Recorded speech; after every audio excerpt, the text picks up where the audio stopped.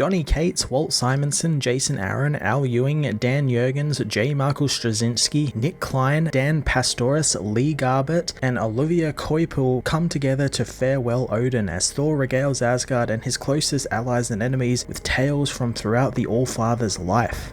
Donny Cates, along with a cast of legendary Thor writers, send off Odin with a wonderful anthology issue that also acts as the series' 750th issue on its 60th anniversary. Cates deals with the wraparound story as a heavy-hearted Thor leads the funeral processions while all the big writers from Thor's past like Jason Aaron, J. Michael Straczynski, and Walt Simonson gift us with stories focusing on either Odin himself or an aspect of the character that has been felt by others or a lesson that has been felt by others. I thoroughly enjoyed Aaron's story about Mjolnir and how the hammer is a lot more than just the god's weapon and is kind of the thing that uses the god as a weapon, not the other way around. I think what Aaron had done during his run and then what Donny Cates has been building on with Mjolnir and the Mother Storm and everything inside of it has been thoroughly interesting, so it's great we actually got a story about that. Each story also flawlessly captures the time in comics each writer wrote Thor in. Like J. Michael Straczynski's story is a little bit more darker and kind of a little bit more has an edge to it, thanks to it being set during the events of 2009's Siege story arc, which was kind of a dark time for Marvel Comics since you had that story, you had Dark Reign, you had all of these kind of really dark and foreboding stories happening, so it was great to capture that essence again here. And then you have the other way where we have Walt Simonson capturing the 90s and 80s look and feel along with the old English Shakespearean language that Thor used to talk in, you know, having all these different sayings that many people probably wouldn't know about these days since Thor doesn't really talk like that anymore.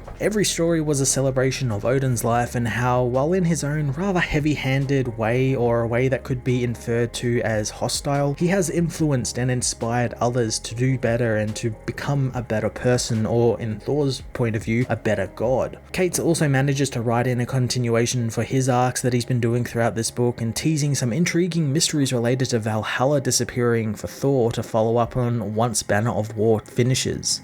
Nick Klein, Dan Pastoris, Lee Garbett, Walt Simonson, and Olivia Coipel all produced some fantastic artwork for the oversized issue, and like the story's writers, all of the artwork was fitting for that time in comics the stories take place in, and it helps that most of these writers and artists actually worked on those books together. Like Oliver Coipel worked with J. Michael Straczynski on his run. It was great seeing all these different iterations of the characters from throughout time, and it really lent itself well to the overarching story of Thor telling these adventures as sort of stories from an ancient book, and these stories themselves are sort of legend unto themselves, which I thought was really quite cool. Thor issue 24 was an excellent oversized anthology issue that brought back a lot of legends of both Thor history and Marvel writing and art history, combining them for a satisfying trip through the characters' history as well as teasing out what is to come for the new All-Father of Thunder. I'm going to give this issue a 10 out of 10.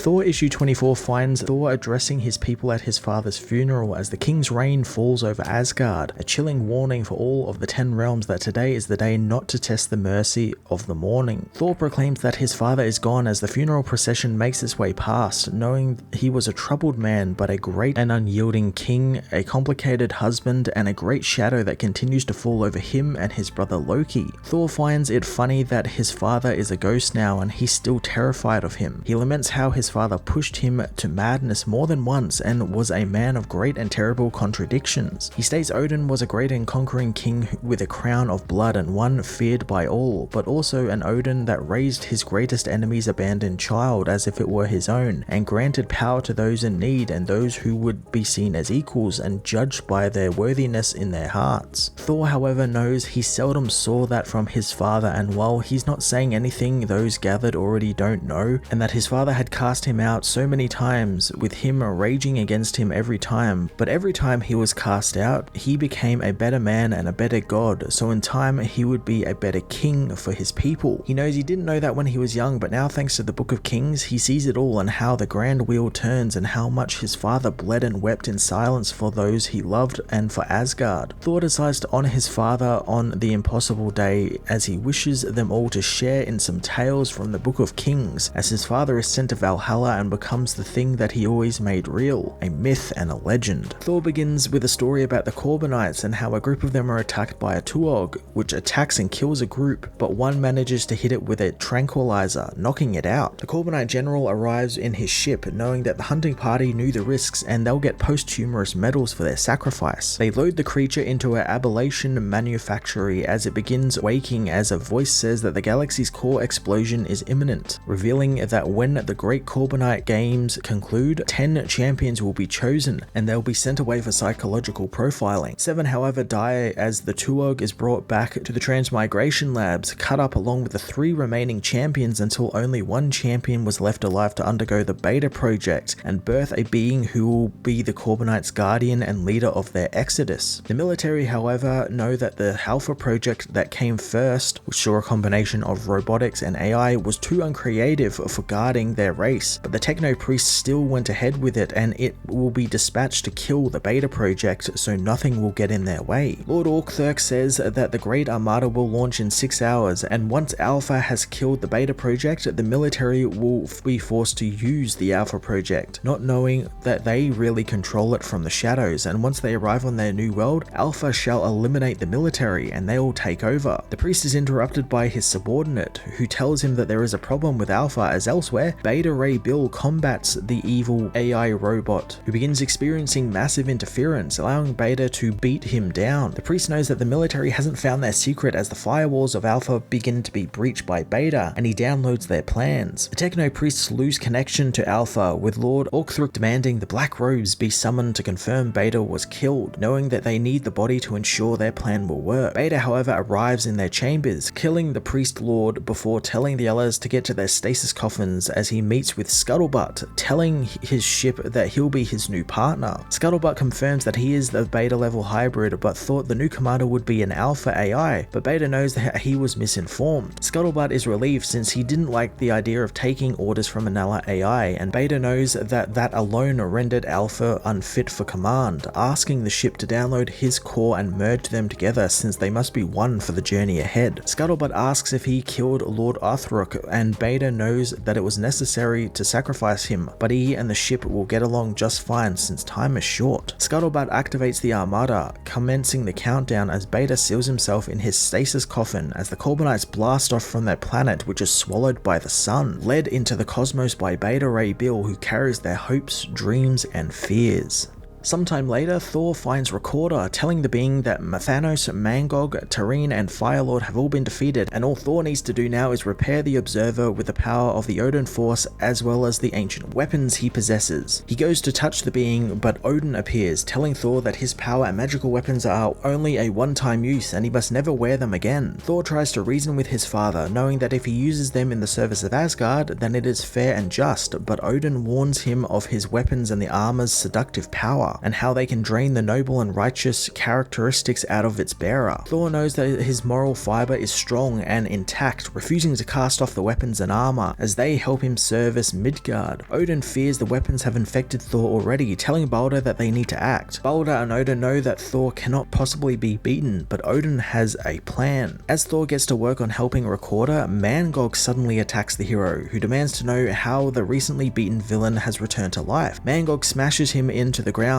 telling him he carries all of the consuming hate and fury of a billion beings and he shall never fall. Thor blasts him with the power of Mjolnir, but the power does nothing to Mangog, who welcomes the blast. Thor continues his assault for 2 hours, demanding the villain surrender thanks to his wounds. Mangog knows that Thor claims to be a champion, but would he really kill him? Thor answers with Mjolnir, smashing him across the face as Odin watches, knowing that Jarlfelm's weapons have infected his son greatly. Thor continues his vicious attack, driving his spike shield into Mangog before using the Gauntlet of Tomorrows to eviscerate the monster's chest, taking some of his life force. Delivering a final knockout blow, Thor tells Mangog he made a mistake not killing him before, but he is about to rectify it. Odin appears, telling him that now he's seen the effect of the weapons, his illusion can fade. Odin casts off the Mangog illusion, revealing he was actually fighting Balder. Thor stops his attack as his father reveals that he cloaked Balder as Mangog, knowing that he would compel tell Thor to unleash his worst on him. Thor knows that now the weapons did infect him, and if he keeps wearing them, he will become unworthy of even Mjolnir's might. He casts off the weapons and armor, apologizing to Recorder since he won't be able to use the Gauntlet of Tomorrow's power to fix him. Odin, however, uses his own power to restore the Machine Man, bringing him back online as Thor returns to his classic costume, knowing that when it comes to the word of Odin, one must listen to him.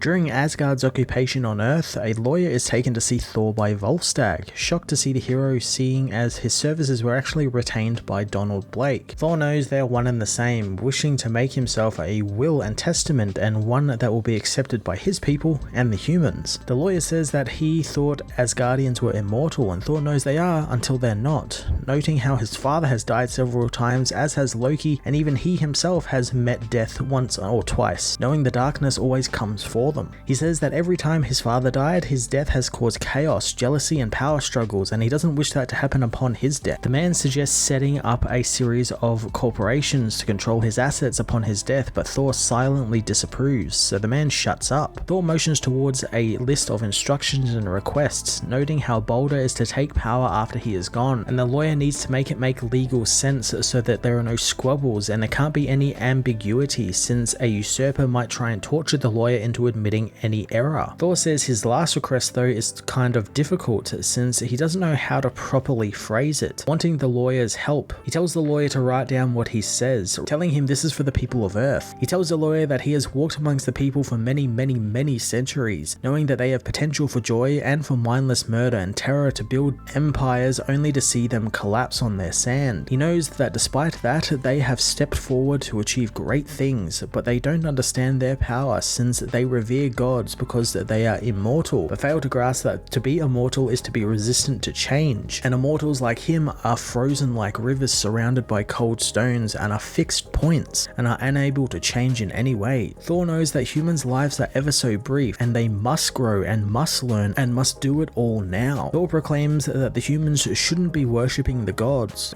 should be worshipping them. The lawyer asks what should be done with his body, told that he wants a warrior's funeral but he doesn't want to be set aflame. He would like to be sent into the storms of Saturn. The lawyer asks why that planet, so Thor reveals it's because of the storm's raging lightning, which is 10,000 times stronger than any on Earth, along with the thunder loud enough to shatter worlds. The man thinks that the storms would restore his life, but Thor knows it's not because of that. He's drawn to the sound of thunder because it's the only song he knows, so the storm will keep him company and he'll keep the storm company, telling each other stories until the end of all things. The lawyer is sent off on his way, and the man knows that he can write down what Thor said about humans and how they can be at their best, but he doesn't know if he can make the world understand how he said it. He wonders what will happen if they won't believe or understand it, but Thor knows with what's coming, they will understand, and the lawyer and his people will see.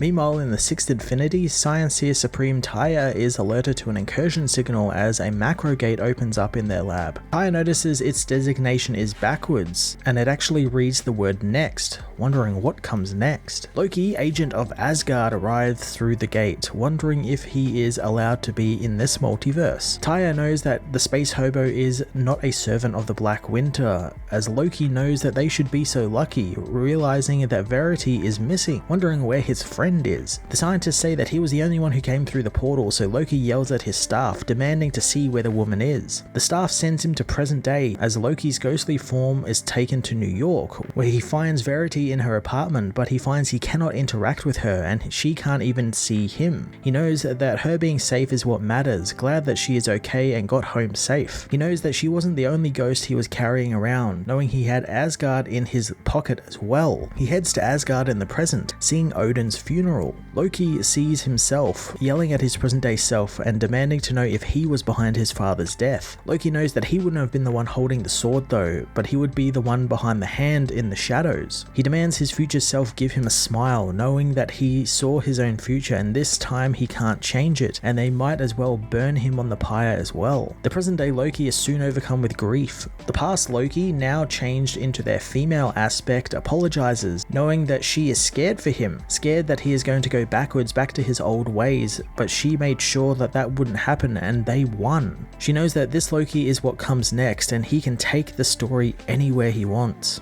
She's glad to tell Loki that, kissing him on the forehead and asking for his luck as she returns to the present, shocking Tyr that she changed her aspect again. Loki knows that she does that all the time, but it's still her, as the scientist asks what she saw beyond the threshold. Loki knows that she caught a glimpse of it and it looked like it had an eye on the reality after this one, making it the 8th infinity. Tyr knows that's the home of Doctor Strange, someone Loki knows very well, as the woman reveals that she is going to signal Strange and warn him of the cosmic outsider. Loki wants to piggyback on the signal to deliver the message in the flesh, but Tyr refuses to let her do it alone, wanting to accompany her on an adventure. Loki knows that they aren't really going on any adventure, just delivering some information. She draws herself a doorway to the next universe, knowing that they aren't going on some journey into mystery.